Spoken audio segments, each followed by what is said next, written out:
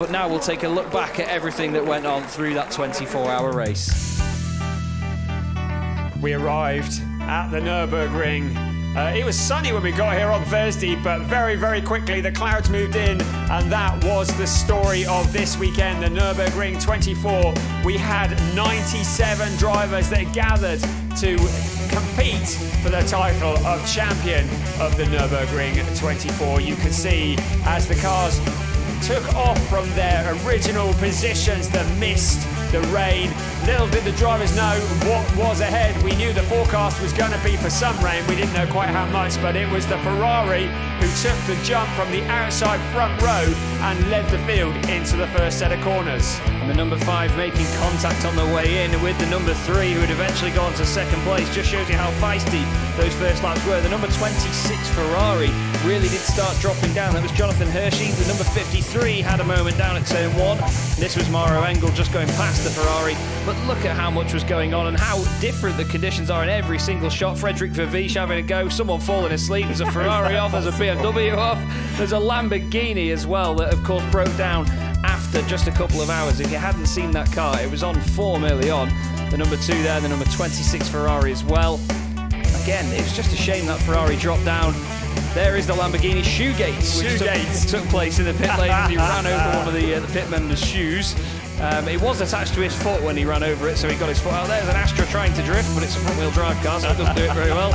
Some great shots there, I must say, from our cameramen this weekend. Absolutely top-notch work. The 100 BMW went in.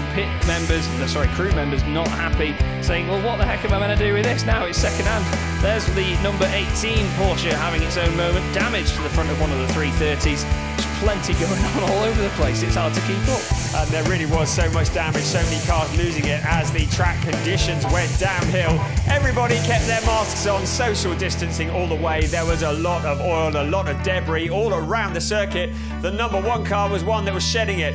We saw the moon. I don't remember seeing that because it was pretty cloudy last night. It was chucking it down with rain, raining so hard that in the end we had to have a red flag. Before that, we had a few fireworks, just recapturing some of the party atmosphere that we've come to know and love here at the Nürburgring 24 as we look at Patrick Kolb spinning off into the gravel track, and those fireworks just reminding us of last year. But there's the rain, and that monsoon came, and soon it was time for the race to stop.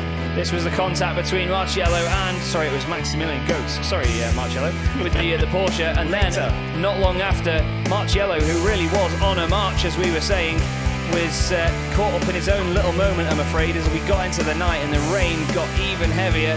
Pit members there still trying to get some sleep through the night. The full wets were out, and the number 9 carried on leading the way into the dark after the number 4 had its own little accident and took itself out of the race. And we just saw, didn't we, Brian, how easy it was to lose it. But this was Marcello just hitting the wall slightly with the rear end, spinning the car around, doing a complete 360. But then, not long after, here is the incident that almost ended their race. It ended their night, and then they had another one a bit later on, which you'll see in a moment. But that really was the turning point, because look at the conditions. It was unbearable for these drivers, wasn't it? And Christopher Haase, who finished second in the race today, very nearly had a moment that took him out of the race shortly after. Raffaele Marciello, you saw him spinning. Somehow he kept it out of the barriers, and he went on to finish for the team in P2. The rain came down, the doors were full of water. First the safety car out came out, then it was red, and the drivers had an overnight session to repair.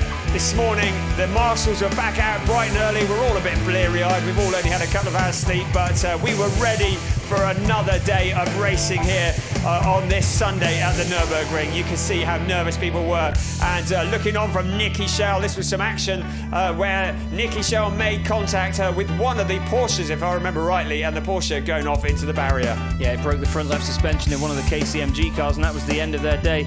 Mathieu Jaminet not too happy with the traffic there going into the code 60 zones, but the drivers knew that the weather was on the way. The 30 took a big hit into the wall and ruined the front end of that Porsche. They did continue and finish the race, and there was a scary moment for the number 3 Audi as well, also running wide onto the grass.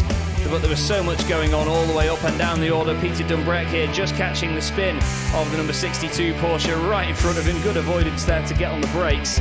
But these drivers, all throughout this, Brian, they had to be right on their toes, and you can see with the conditions, such twitchy rear ends on these cars, and I'm sure from the drivers as well.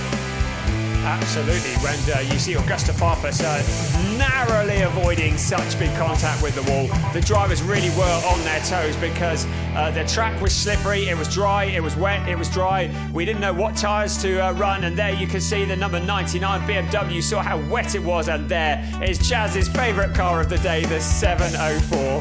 The Glickenhaus. It did a great job eventually finishing 14th. Christopher Haase on his way into the pit lane. You can see just how narrow that pit lane was on the way in, but more great battles all the way through the field. Catsburg there trying to get past the number 11 to actually lap that Audi as well.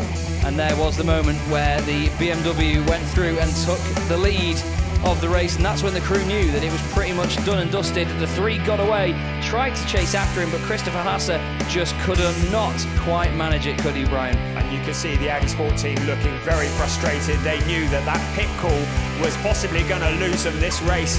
They had it, what seemed to be in the bag and sewn up, but that extra lap that Christopher Haase had to do on the wrong tyres meant that this man, it was Nicky Catsburg who crossed the line for Rowe Racing to take the win of the 24 Hours of Nürburgring, and the celebration started, and the marshals, who had been soaked and cold and wet and tired all night at the side of the track waving flags, having done such a magnificent job. Sorry, I was going to say that'll be everything from us here. Brian Oliver and Chaz Draycott. This has been the ADAC Total Nürburgring 24 Hours.